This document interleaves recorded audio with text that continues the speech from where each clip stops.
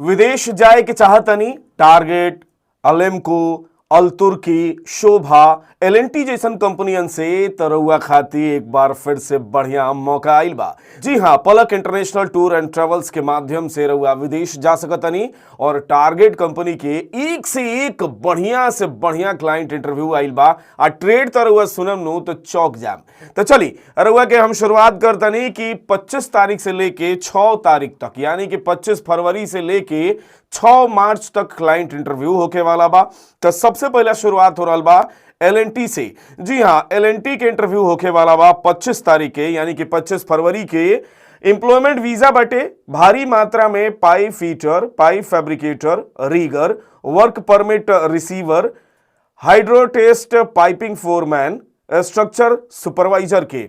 Age group बा 22 से 45 साल, 8 घंटा के ड्यूटी बा प्लस ओवर टाइम बा। सैलरी बा 1500 से लेकर के 3500 तक, 4000 तक। तो ये बढ़िया चांस बा। एमे ईसीआर, ईसीएनआर, फ्रेश रिटर्नर, हर तरह के लोग एक्सेप्टेड बा। एकरा बाद 25 तारीख के ही target engineering construction company LLC Dubai के क्लाइंट इंटरव्यू बा। बड़ा कंपनी है दुबई के, जौना के नॉर्मल मेडिकल बा, भारी मात्रा में आवश्यकता बा। Pipe fitter, pipe fabricator, structure fitter, structure fabricator, rigger, welder, TIG और आर्क, sheet metal fabricator, mechanical helper के। सैलरी बटे 1200 से लेकर के 2100-2300 तक प्लस ओवर टाइम बा। एज ग्रुप बा 18 से 56 साल। एकरा बाद रुक अलदार कंपनी एलएलसी दुबई के कंपनी है। एकर क्लाइंट इंटरव्यू बाटे। एम्प्लॉयमेंट वीजा बा, नॉर्मल मेडिकल बा और एकरा भारी मात्रा में आवश्यकता बा प्लम्बर, गल्फ रिटर्नर के और प्लम्बर फ्रेशर के। सैलरी बाटे 1200 से लेके 1600 तक plus overtime. Age limit बा 20 से 43 साल, 8 घंटा के ड्यूटी बा। एकरा बाद अल तुर्की ओमान के कंपनी है। एकर क्लाइंट इंटरव्यू बा 25 तारीख के। 25 तारीख के जौना के एम्प्लॉयमेंट वीजा बाटे। भारी मात्रा में आवश्यकता बा asphalter, asphalt sprayman, screwman, overhead lineman, cable jointer, banksman, operator asphalter paver, operator mini roller, operator rubber tyre roller, operator premix machine, operator crusher plant, supervisor assistant के। सैलरी बाटे 90 से लेके 180 तक और कुछ के नेगोशिएबल बा, कुछ के तो 200 तक बा प्लस ओवर टाइम बा और खाना पीना बा। एज ग्रुप बा 21 से 42 साल। एकरा बाद 26 तारीख के Urbacon training and contracting Maldives के कंपनी ही हो। एकर नॉर्मल मेडिकल बा, एम्प्लॉयमेंट वीजा बा, भारी मात्रा में आवश्यकता बा। Mason shuttering carpenter, steel fixer, finishing carpenter, scaffolder, assistant mason, RCC shuttering carpenter और हेल्पर के। सैलरी बा 320 US dollar plus food plus overtime और कम से कम हेल्पर के बाद 250 US dollar plus overtime और फूड। एज लिमिट बटे 20 से 43 साल, 8 घंटा के ड्यूटी बा प्लस ओवर टाइम बा। एकरा बाद 26 तारीख के ही शोभा, बहुत ही मशहूर कंपनी है दुबई के। शोभा के नॉर्मल मेडिकल बा और एम्प्लॉयमेंट वीजा बा। क्लाइंट इंटरव्यू होके अलावा एमे भारी मात्रा में आवश्यकता बा। Mason scaffolder, shuttering carpenter, steel fixer, charge hand mason, charge hand steel fixer, charge hand scaffolder, charge hand shuttering carpenter के। सैलरी जौन बा 900 से लेके 1500 तक बा प्लस ओवर टाइम बा प्लस फूड बा। ईसीआर, ईसीएनआर, हर तरह के पासपोर्ट एक्सेप्टेड बा। शोभा के खासियत रुआ जाना तनी कि अपना वर्कर के पत्नी के खाता में हर महीना 2000 रुपया दिले प्लस बच्चा जौन बाड़ा सकुनी के पढ़ाई खाती 10,000 रुपया सालाना दिले। एज लिमिट बा 21 से 42 साल। साथ ही वर्कर के बर्थडे, एनिवर्सरी सब कुछ सेलिब्रेट करेले। एकरा बाद 26 तारीख के ही अल तुर्की ओमान के एक बार फिर से क्लाइंट इंटरव्यू बा। एकर भारी मात्रा में आवश्यकता बाटे। Structure fitter, structure fabricator, rigger, steel erector, CNC operator, glass machinist, instrument technician के। एज ग्रुप बा 21 से 42 साल और सैलरी जौन बाटे 90 से लेकर के 300 तक बा प्लस ओवर टाइम बा। एज लिमिट बा 21 से 42 साल। एकरा बाद 27 तारीख के ALEC engineering contracting company Dubai के कंपनी है जौना के नॉर्मल मेडिकल बा, एम्प्लॉयमेंट वीजा बा, भारी मात्रा में आवश्यकता बा। मिशन steel fixer, shuttering carpenter, assistant mason, RCC shuttering carpenter और हेल्पर के सैलरी जौन बाटे उ 600 से लेकर के 950 तक प्लस 315 प्लस 200 260 यानी कि 1525 के आसपास तक प्लस ओवर टाइम बा ई सैलरी बाटे। एज लिमिट बा गल्फ रिटर्नर के 18 से 55 साल और फ्रेशर के 18 से 45 साल। एक बाद 27 तारीख के ही एनपीसी ट्रोजन यूएई के कंपनी है। एक क्लाइंट इंटरव्यू बा, नॉर्मल मेडिकल बा, भारी मात्रा में आवश्यकता बा पाइप फीटर, रीगर, वेल्डर, मेसन टाइल्स, मेसन block and plaster, shuttering carpenter, steel fixer और हेल्पर के। सैलरी बा 1143 से लेकर के 1298 तक प्लस ओवर टाइम और 1900 तक, माने टारगेटेड सैलरी जौन बाटे उ 1300 से लेके 1900 तक बा। एज लिमिट बा 18 से 45 साल, 10 घंटा की ड्यूटी बा प्लस 4 घंटा के ओवर टाइम फिक्स बा। 30% काम जाने वाला के भी एमए सिलेक्शन हो जाइए। और सबसे बड़ी बात का बा 10 दिन के अंदर राउर फ्लाइट हो जाई, 10 दिन के अंदर राउर फ्लाइट हो जाई। एक बाद 28 तारीख के जिनको कॉन्ट्रैक्टिंग कंपनी एलएलसी दुबई के कंपनी है कर क्लाइंट इंटरव्यू बाटे, नॉर्मल मेडिकल बा, एम्प्लॉयमेंट वीजा बा, इलेक्ट्रीशियन चाहिए भारी मात्रा में और प्लम्बर। सैलरी जौन बाटे उ 1100 से लेके 1700 तक प्लस ओवर टाइम बा। एज लिमिट बा 19 से 49 साल, 8 घंटा के ड्यूटी बाटे, 2 घंटा के ओवर टाइम बा। ज्यादा उम्र वाला लोग खातिर सुनहरा मौका बा, काहे कि 49 साल तक के यहां पर सिलेक्शन हो सकता। एक बाद 1 तारीख के यानी कि 1 मार्च के दुबई के बहुत पुरान कंपनी और बड़ा और बहुत अच्छा कंपनी है Evershine steel industries LLC RSA अल खैमह के एक और क्लाइंट इंटरव्यू बटे 1 तारीख के, नॉर्मल मेडिकल बा, एम्प्लॉयमेंट वीजा बा, भारी मात्रा में आवश्यकता बा welder MIG and arc, welder TIG and MiG,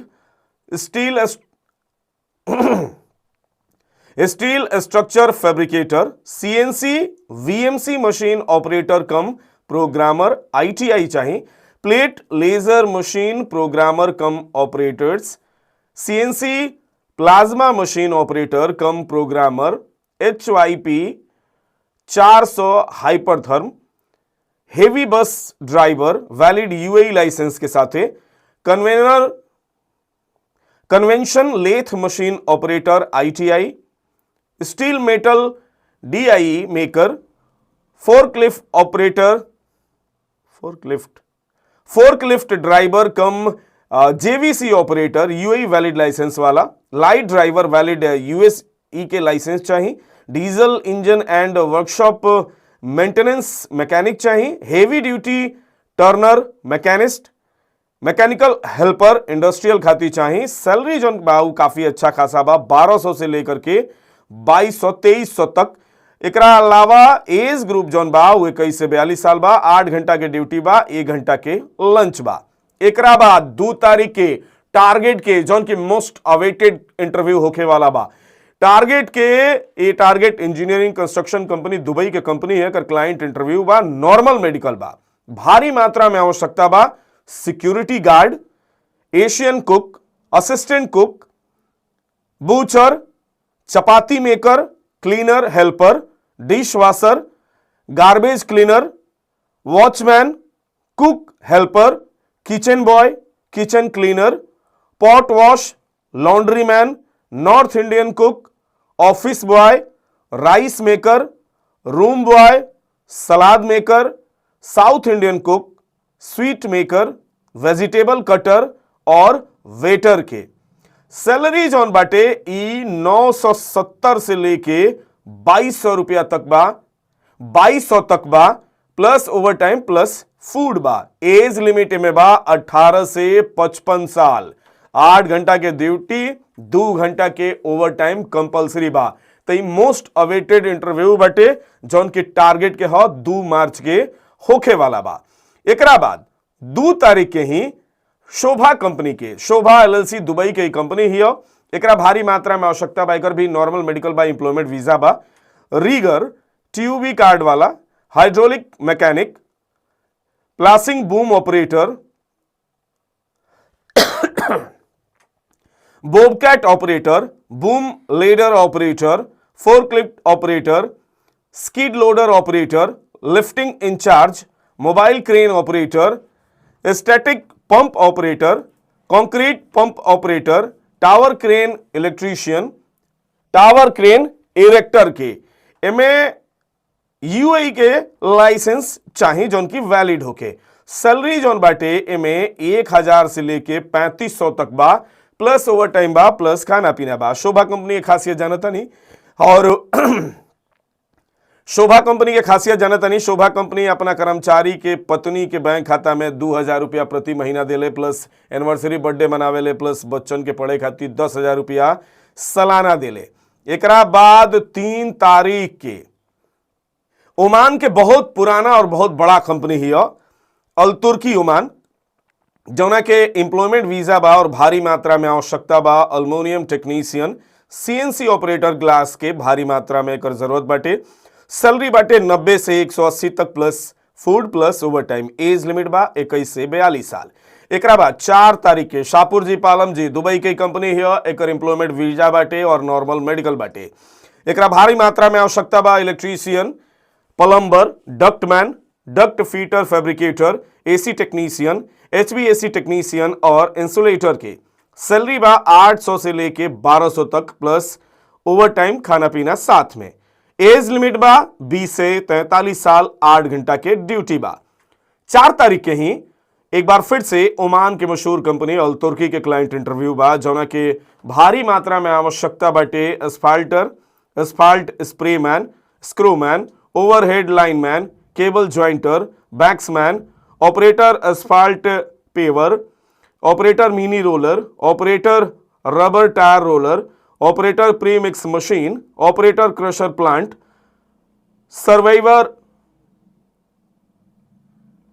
surveyor assistant के। सैलरी जोन बाटे उ 90 से 180 200 तक बा, प्लस कुछ में नेगोशिएबल बा, प्लस ओवर टाइम बा।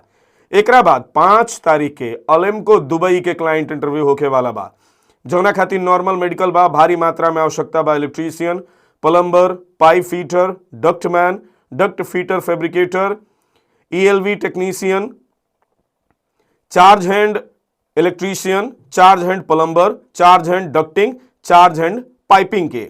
सैलरी जोन बाटे उ 750 से लेकर के 3500 के आसपास तक बाटे और ओवर टाइम बाटे, साथ में फूड बाटे। एकरा अलावा इनमें सबसे बढ़िया चीज का बा कि ज्यादा उम्र वाला लोग खातिर भी ई इंटरव्यू होके वाला बा। काहे कि में फ्रेश के जोन जरूरत बाटे उ 20 से 45 साल और रिटर्नर जोन बाड़ा उनमें 20 से 55 साल तक के सिलेक्शन हो सकता। एकरा बाद 5 तारीख के ही target engineering construction company Dubai की कंपनी है, जौना के क्लाइंट इंटरव्यू बा। नॉर्मल मेडिकल बाटे। एकरा भारी मात्रा में आवश्यकता बाटे। Mason tiles, mason block and plaster, shuttering carpenter, steel fixer, rigger, assistant mason, RCC shuttering carpenter और हेल्पर के। एकर भी सैलरी बाटे 750 से लेकर के 1050 तक, प्लस ओवर टाइम। एकर भी सैलरी बाटे 600 से लेकर के 1050 तक, plus overtime. Age limit बा 18 से 55 साल तक। एकरा बाद 6 तारीख के यानी कि 6 मार्च के शोभा कंपनी के एक बार फिर से क्लाइंट इंटरव्यू बाटे। नॉर्मल मेडिकल बा। एम्प्लॉयमेंट वीजा बा। भारी मात्रा में आवश्यकता बा। Mason block and plaster, mason concrete, scaffolder, shuttering carpenter, steel fixer, charge hand mason, charge hand steel fixer, charge hand shuttering carpenter के। सैलरी बाटे 850 से लेकर के 1400 तक, प्लस ओवर टाइम। शोभा के सारा फैसिलिटी जोन मिलेला। जानता नहीं रुआ कि शोभा बहुत बढ़िया कंपनी है। पत्नी के खाता में 2000, बाल बच्चन के पढ़े खातिर 10,000 रुपया महीना और साथ में बर्थडे एनिवर्सरी सब कुछ मनाई। एकरा बाद 6 तारीख के ही एक बार फिर से अल तुर्की ओमान के क्लाइंट इंटरव्यू बाटे, जौना के भारी मात्रा में आवश्यकता बाटे। Diesel mechanic heavy equipment, electrician, industrial and plant, electrical specialist, RMC and HM plant, AC technician vehicle, automotive technician, mechanic block plant, mechanic heavy motor vehicle, mechanic specialist heavy equipment, mechanic specialist heavy motor vehicle, mechanical specialist, RMC and HM plant, grinder, fitter crusher plant, refrigeration specialist ice plant, mechanic batching plant, operator premix machine, operator crusher plant, operator block plant automatic, operator block plant automatic A, operator block plant manual, operator speciality block plant auto, operator HM plant, worker pump. Salary जौन बा उ 90 से 200 तक बा plus overtime बा। साथ ही age limit जौन बा उ 21 से 42 साल तक बा। तो ई 25 तारीख से लेकर के 6 मार्च तक क्लाइंट इंटरव्यू होके वाला बा, जौना में बहुत ही बढ़िया बढ़िया कंपनी जैसे टारगेट, एलेम्को, अल्तुर्की, शोभा, इस सारा कंपनियन के एलएनटी इत्यादि के इंटरव्यू होके वाला बा। तो एक बार रहुआ इंटरव्यू में जरूर शरीक होखी। अधिक जानकारी खातिर नीचे नंबर चल रहा बा, ऊपर कॉल करके जानकारी ले ली। कोनो शिकायत होके तो भी ये नंबर पे रहुआ कर सकतनी। और देखत रही मैच बॉक्स।